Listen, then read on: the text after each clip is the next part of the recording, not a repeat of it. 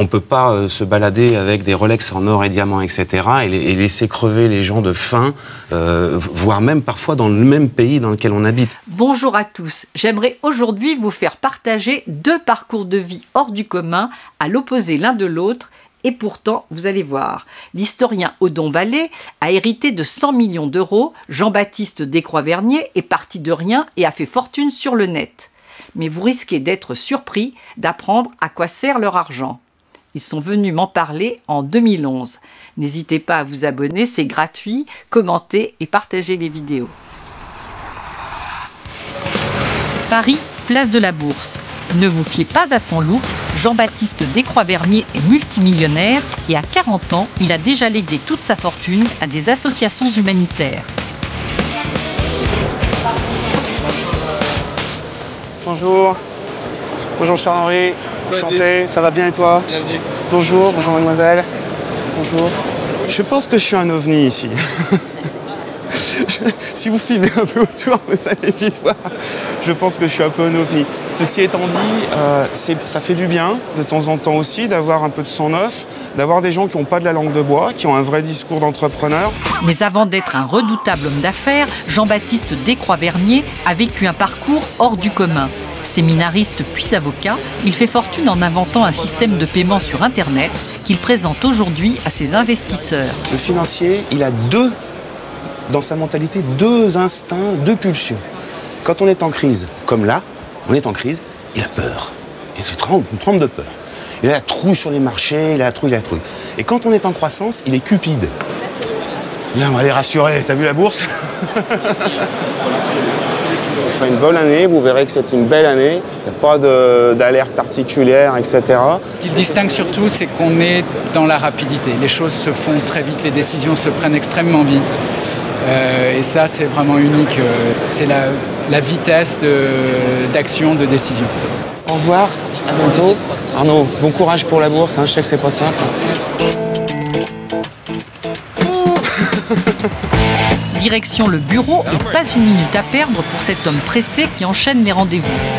Allô Hervé? Oreillette intégrée, tablette numérique, tout est étudié pour gagner du temps. C'est fait maison ça. C'est pour pas qu'il s'en aille.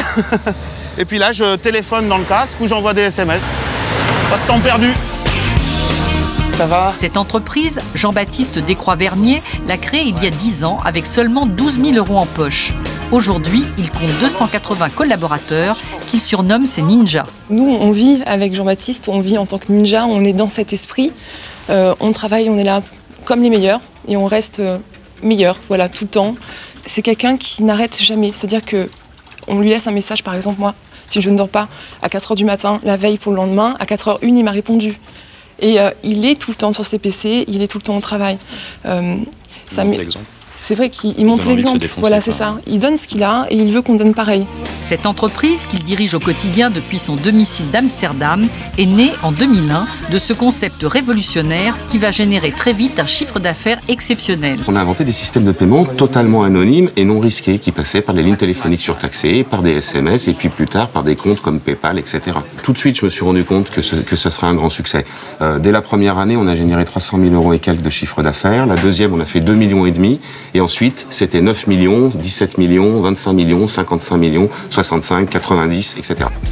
Des bénéfices records qui attirent très vite les plus grands investisseurs. Bernard Arnault, François Pinault, Pierre Berger ou encore Jean-Marie Messier. Jean-Baptiste Descroix-Vernier, c'est un entrepreneur hors pair. Dans ma carrière, j'en ai vu des dizaines et des dizaines et il est exceptionnel. Il a un talent d'entrepreneur, une compétence, un professionnalisme, une capacité d'être aimé tout en faisant bosser ses équipes qui est exceptionnelle. Voilà les raisons pour lesquelles je suis tombé amoureux de Jean-Baptiste Descroix-Vernier. Un joli parcours pour le petit Lyonnais qui a grandi dans les tours HLM de Vénissieux. Là, souvent, je venais lire quand j'étais petit. Je venais lire et j'étais en face de l'allée. Ma mère pouvait me surveiller de sa fenêtre. Alors je descendais, je pouvais m'asseoir là tranquillement.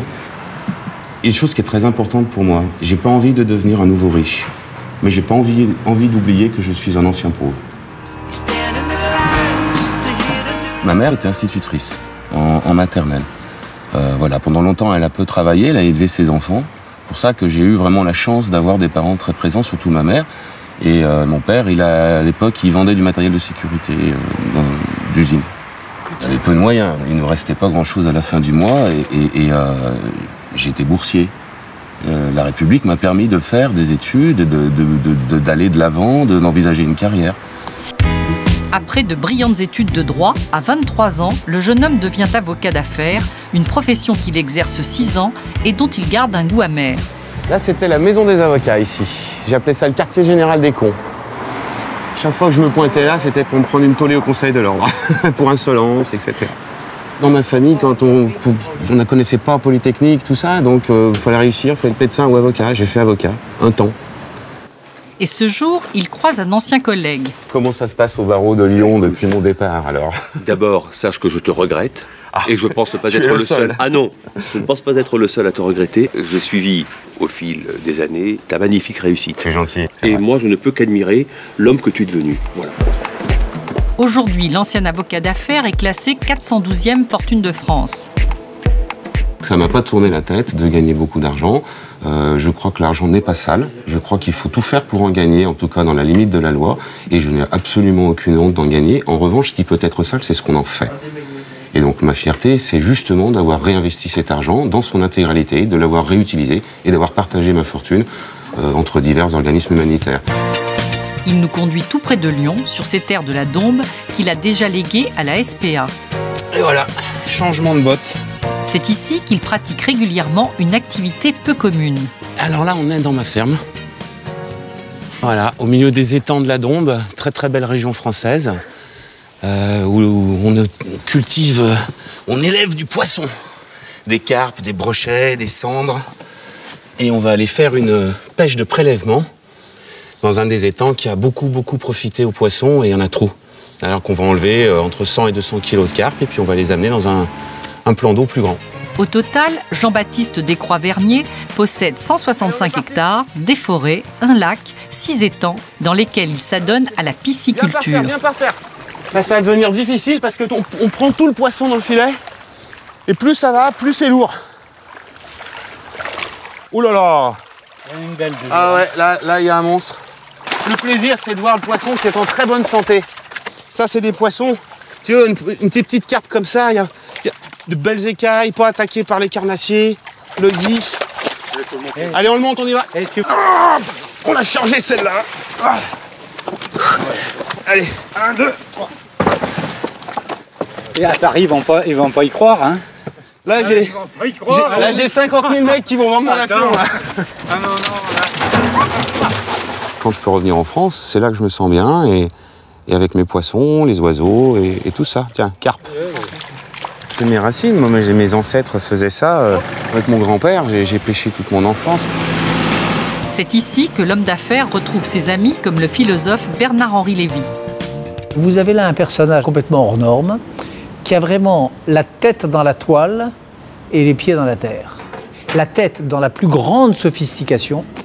Il a l'esprit à l'heure des réseaux sociaux, des systèmes informatiques, de l'immatérialité la plus contemporaine. Il est déjà dans le 22e siècle, Descroix-Vernier.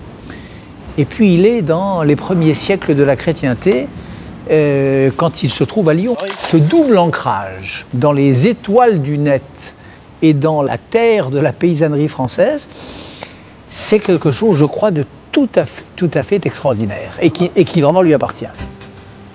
C'est un peu plus loin, sur ces terres, que Jean-Baptiste Descroix-Vernier nous dévoile une facette plus intime de sa personnalité. On va dans ma chapelle. C'est un endroit que j'aime beaucoup.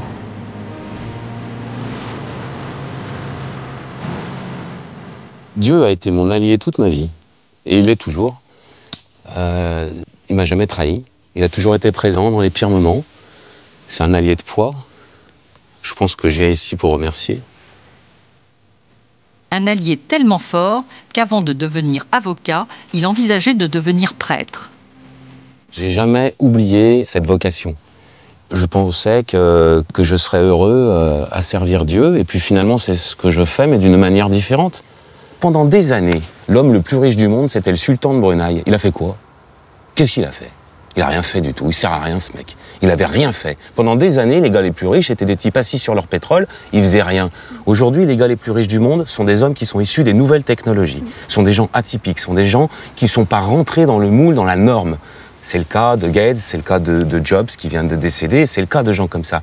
Mais eux, ils essayent de changer. Ce sont des gens plus généreux que les riches qu'on a eus jusqu'à maintenant. Et sa manière à lui, c'est de redistribuer tout son argent. Jean-Baptiste Descroix-Vernier est l'un des rares patrons français à avoir légué de son vivant 100% de sa fortune. J'ai tout légué, ouais. Mais parce que je fais ce que je veux de mon argent. J'ai envie que tout ça concourt à changer un petit peu le monde modestement. Et que ne pas mourir dans l'égoïsme, que tout soit repartagé entre ceux qui en ont le plus besoin. Et pour distribuer au mieux son argent, le chef d'entreprise a créé une fondation qui, entre autres, participe au financement du service de recherche du professeur Beaulieu sur la maladie d'Alzheimer, ou bien encore à la construction de puits en Afrique. Ce sont des enfants, ce sont des enfants là. Ce sont des filles. C'est une gamine de 12 ans, ça. Et alors le puits est complètement vétuste, hein, là c'est... Et voilà, et ce qui sort du puits, c'est cette eau-là. Mon Dieu. Et donc il y a beaucoup d'enfants qui meurent, enfin d'enfants de moins de 5 ans qui meurent. C'est ça qui sort, qu'elle remonte là. Ok, et alors pour ces 2 forages, plus la réhabilitation de ce qu'on vient de voir, le budget total 60 000 euros. 60 000 euros. Écoutez Bernard, vous pouvez compter sur nous. Pour financer tous ces projets, rien n'arrête le philanthrope, plus que jamais déterminé à gagner de l'argent. Alors, véritable homme d'affaires qui fait gagner non seulement de l'argent à ses investisseurs, mais en même temps qui redistribue tout à des associations. C'est rare. Et il était bien normal qu'on vous fasse rencontrer l'un des rares aussi héritiers à être contre l'héritage et avoir donné toute sa fortune. C'est le cas. Odon Vallée, donc, qui est historien, spécialiste aussi des religions. Tout à fait. Je crois que nous avons un point commun, c'est que nous n'avons pas d'enfants. Et en droit français, on peut donner tous ses biens. Si nous avions un enfant, on ne pourrait en donner que la moitié, 2 enfants, 1/3, 3 enfants, 1/4. Nous n'avons pas d'enfants, mais il y a plein d'enfants dans le monde qui sont un petit peu nos enfants aussi. Voilà. Mais vous auriez des enfants? J'essaierai de leur faire hériter le moins possible. Et vous, alors, en droit français, c'est pas tout à fait possible. Il a raison, d'ailleurs. Bill Gates et Warren Buffett le peuvent, parce qu'en droit américain, c'est possible, mais en droit français, il faudrait renoncer à l'héritage, etc. Je crois que c'est très important ce que vous dites sur la paternité, parce qu'il y a toutes sortes de paternités, biologiques, spirituelles, et puis peut-être que lorsqu'on voit des enfants qui vivent mieux, on se dit, peut-être j'aurais été utile, et c'est tant mieux. Vous, Jean-Baptiste Descroix-Vernier, lorsque vous avez distribué, vous avez une famille, vous n'avez pas d'enfants, mais une famille, des frères et sœurs, j'imagine, des parents, vous leur avez donné quelque chose? Oui, bien sûr, de mon vivant. J'ai organisé le mieux que je pouvais pour ma famille, de mon vivant. Vous les avez mis à l'abri? J'ai essayé. Mais je pense que quelqu'un qui va naître dans une région désertique, dans laquelle il n'y a pas d'eau, il n'y a pas de soins, dans un pays où il n'y a pas d'université, qu'est-ce qu'il a fait pour mériter ça? Il n'a rien fait pour mériter ça. Quand on est avec une très grosse fortune, qu'est-ce qu'on a fait pour mériter ça? On n'a rien fait non plus. Et je crois qu'effectivement, le fait de repartager une fortune qu'on a pu construire, ça fait partie du rôle social de l'entreprise et du chef d'entreprise, de pouvoir avoir, à sa manière, un petit peu changé le monde. Vous, vos frères et sœurs, votre mère, puisque vous avez hérité, il faut dire, de 100 millions d'euros de votre père en 89. Tout le monde était d'accord? Alors, mon père était mort, ma mère était vivante, mon frère aussi. J'ai créé la Fondation Vallée sous l'égide de la Fondation de France, qui remet chaque année 2200 bourses au Vietnam, 900 bourses au Bénin et 300 bourses dans l'Académie de Paris. D'une certaine manière, c'est une continuité familiale, parce que ma mère était très généreuse et peut-être voulu continuer quelque chose qui avait été commencé avant moi et qui continuera après ma mort, parce que tout ce qu'on fonde, tout ce qu'on crée, c'est au fond quelque part pour survivre après soi. Et vous n'avez rien gardé? Zéro. C'est ça. Zéro. On est fait pour s'entendre. Exactement. Ce qui est intéressant, c'est que vous, c'est l'héritage du père, et vous, c'est la fortune, on va y revenir, que vous avez construite. Mais justement, on se dit, quand on vous entend, que la fortune que vous avez construite sur le net rapidement, sont des fortunes qui se construisent, on l'a vu très très vite, un héritage que l'on perçoit sans avoir travaillé pour, finalement, on a le sentiment que c'est la même chose. C'est un argent qui vous brûle les doigts. Non, vous dites, c'est pas ça. moi, c'est comme ça que je le vois. Que vous ne méritez pas vraiment aussi et qu'il vaut mieux... Si je peux me permettre. Oui, je vous en prie. On ne peut pas se balader avec des Rolex en or et diamants, etc. et laisser crever les gens de faim, voire même parfois dans le même pays dans lequel on habite. C'est ce qui vous choque. Oui, moi ça me choque, oui, ça me perturbe. Dieu m'a fait ce cadeau empoisonné qui est l'empathie. Oui. Je peux mal dormir si je ne faisais rien, c'est impossible. Donc je crois que c'est un choix, c'est un choix qui se fait dans la dignité, mais qui se fait aussi en conscience, qu'a fait Odon Vallet. Moi, c'est un modèle. Et j'espère que peut-être un jour, je serai sur votre plateau avec un petit jeune à côté qui dira la même chose. Et que tout ça se transmettra. Il faut rebrasser cet argent. Il faut voilà, il faut arrêter de créer comme ça des familles de dignitaires. Il faut à un moment donné que tout ça soit brassé pour que le monde évolue et que le monde évolue dans sa globalité. Voilà. Pas seulement pour un ou deux privilégiés. Notre ami Jean-Baptiste a raison parce que il faut que ça fasse des petits. Moi, il y a des gens qui ont créé une fondation qui sont un petit peu inspirés de ce que j'ai fait. Mais exactement comme Jean-Baptiste, l'argent ne m'a pas brûlé les doigts du tout. J'avais pas honte d'avoir de l'argent. J'ai attendu 20 ans avant de créer la fondation. Et qu'est-ce que vous avez fait pendant ces 20 années avec cet argent? Eh ben, je l'ai fait tout simplement mettre de côté, c'est-à-dire qu'il a grandi, il a fait des petits, il a été géré en bon père de famille. Je n'y ai absolument pas touché. Et puis, c'est incroyable, c'est très exemplaire. Et puis un beau jour, il y a 12 ans, j'ai créé cette fondation. Mais vraiment, j'avais pas honte de l'avoir de l'argent, mais je voulais que ça soit utile. Et je me suis demandé comment faire pour que ce soit utile et pas inutile. Parce que vous savez, on peut donner beaucoup et ça peut ne pas être utile. On peut donner un peu et ça peut être très utile. Donc il faut vraiment une très bonne utilisation des fonds. C'est pourquoi j'ai bien réfléchi. Ça veut dire que vous n'aimez pas l'argent. Écoutez, en tout cas, le luxe que peut procurer l'argent. Voilà. Oui, le luxe, j'aime pas. Mais je peux pas dire que j'ai de haine de l'argent, parce que c'est facile de dire que l'argent ne fait pas le bonheur, mais je pense que pas d'argent, ça peut faire aussi beaucoup de malheur. Et que d'une certaine manière, l'argent, il n'est pas mauvais en soi. L'argent, il est mauvais si l'usage est mauvais, mais l'argent peut être bon quand l'usage est bon. Ce que disait Jean-Baptiste. Voilà. Vous savez, mon père était directeur d'une compagnie d'assurance, donc j'ai hérité un petit peu de cette idée que l'argent, c'est quelque chose à long terme, qu'on doit faire fructifier, qu'on doit être prudent. Donc il avait tout thésaurisé, finalement. Disons qu'on ne dépensait pas énormément, mais ça m'a beaucoup aidé, parce qu'il faut gérer un bon père de famille, il faut être un tout petit peu mère Macniche, un tout petit peu Hank Picsou, et peut-être beaucoup partager. Surtout dans les temps de crise. Oui. Jean-Baptiste Descroix-Bernier. Moi, je n'ai pas été élevé dans le luxe. Oui, ça, on l'a entendu. Les parents modestes, mère institutrice. Oui, mais finalement, c'est une force. Je me demande si j'avais été élevé dans le luxe, avec toute une dynastie de milliardaires derrière moi, si j'aurais eu la même force, le même courage pour justement fonder une entreprise, aller de l'avant, etc. Et puis aujourd'hui, en ayant tout donné, je me sens largement plus riche qu'en ayant tout conservé. C'est une richesse qui va au-delà de l'argent. Alors là où je rejoins complètement Odon Vallet, c'est qu'il faut sortir de cette idée que l'argent est sale. Ça, c'est faux, c'est très français. Tout dépend de l'utilisation qu'on en fait. L'argent est un outil absolument unique et indispensable. Aujourd'hui, on est en 2012. Demain, en 2012, on ne peut pas se passer d'argent. Et allez voir ceux qui n'en ont pas, ils vous diront encore plus, j'arrive pas à m'en passer. Donc l'argent n'est pas sale, c'est l'utilisation qu'on va en faire qui peut l'être. Et vous non plus, n'aimant pas les signes extérieurs de richesse et le luxe? Pas trop, non, pas trop. J'ai toujours les mêmes fringues. Vous vivez sur une péniche, on a dit à Amsterdam. Que je loue.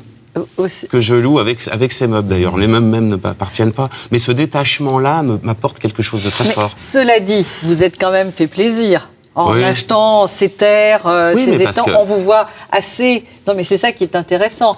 Propriétaire terrien, donc il y a quand même une jouissance... Absolument. Aussi en plus, j'adore gagner de l'argent, je vais vous dire la vérité. Je pense que moi, j'aime le combat. Donc le fait de gagner de l'argent, c'est un combat et que j'adore. Là, vous êtes différent là-dessus. Vous êtes un homme d'affaires. Moi, je suis un homme d'affaires. Je suis un entrepreneur. Et on le voit. Après, l'aimer l'argent. Une fois que vous avez gagné cet argent, vous pouvez le mettre dans un dépôt comme Picsou et aller vous baigner dedans. Ça, je n'aime plus.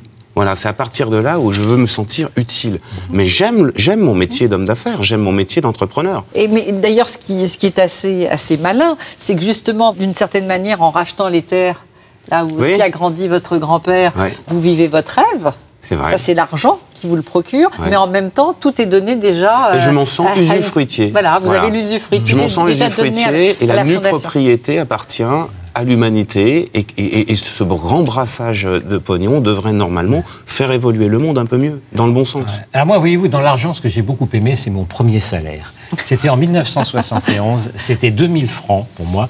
2000 francs, moi, ça m'a fait plaisir. Je dis, j'ai gagné ça, grâce à mon travail, j'ai gagné. C'était un salaire assez modeste, mais peu importe. Et j'étais fier d'avoir gagné mon premier salaire. Je dis toujours à un petit jeune, écoutez, c'est bien gentil vos études, mais un jour, il faut que vous gagnez votre vie. Il faut que vous soyez autonome. Et je vous prépare à être autonome, parce qu'on ne peut pas être dépendant, on ne peut pas être assisté toute sa vie. Je les aide à être autonomes. C'est très important. Et moi, j'essaie de leur amener de l'eau. Alors, on voit dans votre entreprise donc, les personnes qui travaillent avec vous, vos salariés, les ninjas, donc, qui sont des guerriers japonais, des gens qui vont au combat, qui vous sont dévoués, qui travaillent jour et nuit. Alors, on se dit comment eux retombent sur leurs pieds. Alors, j'imagine... Je partage. Voilà, parce que ce n'est pas dit. Justement, qu'est-ce qui se passe? Comment vous avez organisé ça? Une grande partie de mon entreprise a été offerte à mes salariés, donc ils sont fortement actionnaires du groupe dans lequel que j'ai fondé. C'est pour ça qu'ils travaillent autant, ils sont intéressés. Ben oui, mais forcément, et je pense que c'est une bonne chose. Ensuite, on a toujours valeur d'exemple lorsqu'on est président d'un groupe international et qu'on entretient un rapport fort avec ses salariés. Si cet exemple peut les conduire eux-mêmes demain à vouloir un peu changer les choses et à vouloir, de par leurs actions, de par leurs dons d'eux-mêmes, pas forcément leurs dons financiers, aller de l'avant pour la planète, je pense que c'est une bonne chose. Les valeurs morales et éthiques dans une entreprise, elles existent. Il faut arrêter de dire que les grands patrons sont tous des voleurs. C'est faux. Voilà. C'est faux. Il y a des gens qui sont extraordinaires et puis il y a aussi des crétins. Il a raison. Et moi, je crois au prénom, en plus. Vous voyez, il s'appelle Jean-Baptiste. Hein. Oui. Jean-Baptiste, il est baptisé dans le Jourdain, dans l'eau. Il s'occupe de l'eau. Moi, mon prénom, c'est Odon. C'était un père Abécunier. Il était dans les études, il écrivait des bouquins, il était enseignant, étudiant, un peu tout à la fois. Moi aussi, je m'occupe d'enseignement, d'études, d'éducation. C'est Saint-Odon, et voilà. On est très déterminés par nos prénoms, vous savez. Et vous avez en commun, donc, la foi. Vous êtes croyants, l'un et l'autre. Est-ce que vous pensez que c'est pour ça que vous avez cette relation aussi? Non, je pense qu'on peut l'avoir sans la foi. La foi est un plus. On n'a pas besoin d'être croyant pour avoir envie de partager. Déjà, il faut croire en l'humanité. Voilà, il faut croire en l'homme. Moi, j'aime beaucoup ce vers de Paul Éluard. En l'homme. La foule immense où l'homme est un ami. Je crois qu'on essaie de faire un peu ça. Où l'homme est un ami et pas un ennemi, et pas un rival et pas un adversaire, vous voyez. C'est ça. Alors, on est peut-être un peu utopique, mais ça marche dans le concret à condition d'avoir une gestion très rigoureuse. C'est vrai. Alors, une morale irréprochable. On a tous des reproches, hein, nos pauvres pêcheurs. On fait tous des erreurs. Alors, justement, à propos d'erreurs, Jean-Baptiste Descroix-Vernier, le sentiment d'en avoir commis une en 2009, lorsqu'il y a eu, sous la Tour Eiffel, souvenez-vous, enfin, en tout cas, il était prévu un lâcher de billets, une distribution d'argent par l'une de vos filiales. Oui, c'est une société que je contrôlais capitalistiquement. Voilà. C'est une erreur d'entreprise. Mais c'est encore une souffrance pour moi aujourd'hui d'en reparler. Parce que ça a été vécu comme, oui, effectivement, de l'arrogance. Oui, ça n'en était pas, mais ça a été vécu comme ça. On sent d'ailleurs que c'est encore délicat pour vous d'en parler. Oui. C'était difficile. C'était un moment d'erreur et qu'il a fallu assumer. Et que je ne voulais pas laisser assumer par des gamins qui bossaient pour moi, qui avaient 20 ans. Ils étaient trop jeunes pour ça. Il fallait des épaules. Alors, errare humanum est perseverare diabolicum. L'erreur est humaine, persévérer diabolique. Donc, on peut donner à Jean-Baptiste l'absolution. Il est adorable. Que dire? Non, mais Jean-Baptiste, vous seriez pour légiférer sur l'héritage? Personnellement, oui. Je pense qu'il faudrait maximaliser l'héritage direct aux enfants à une certaine somme maximum. Et selon moi, au-delà des enfants, aujourd'hui, comment ça se passe? Quand une personne meurt, on va chercher les arrière-cousins, la grande-tante, etc. Des gens qui ne se connaissaient pas, qui ne se sont jamais vus, et du jour au lendemain, ils apprennent qu'une somme d'argent, etc. Bon, voilà, il faut arrêter. On rebrasse tout ça, on rentre ça dans la collectivité, ça fabriquera des écoles, ça fabriquera des centres anti-cancer, etc. Alors, c'est notre seul point de désaccord là-dessus. Il en fallait un. On a supprimé les parents comme héritiers réservataires en 2006. Bon, moi, je dirais, cher Nicolas, cher François, dans votre programme électoral pour les prochaines élections, soyez très prudents avec le droit de l'héritage. C'est un droit qui a 2000 ans, qui qui remonte au droit romain. Je pense qu'il ne faut pas trop changer les choses. C'est l'historien qui parle. Ouais, peut-être on pourra évoluer, mais il faudra largement consulter, parce que il ne faudrait pas que les enfants ensuite soient mécontents. Vous savez, il y a eu des procès, beaucoup, pour certaines fondations qui ont été créées. Il y a eu des enfants qui ont protesté. Quoi, papa, tu donnes tout le fric à des gars qu'on ne connaît pas. Nous, tu nous connais depuis notre naissance, tu ne nous laisses pas grand-chose. Donc attention, je conseillerais aux candidats une certaine prudence sur ce sujet-là. Vous voyez qu'on a quand même enfin un petit Oui, et puis point de je suis vraiment le plus mal placé pour parler, parce que je n'ai pas d'enfant. Eh ben moi non plus. Oui, donc, mais voilà. ça, la boucle est bouclée, c'est ce que vous avez dit d'ailleurs au départ. La boucle est bouclée. La boucle est bouclée. Mais la boucle est bouclée, on ne tourne pas en rond, on avance. C'est le cycle de l'infini. Voilà. Jolie formule. Merci beaucoup à tous les deux. Merci à vous. Vous apparaissez dans l'une de nos vidéos, vous voulez témoigner de nouveau, n'hésitez pas à me joindre en m'envoyant un mail à contact@mdprod.com. N'hésitez pas à vous abonner, ça ne coûte rien, et à commenter les vidéos.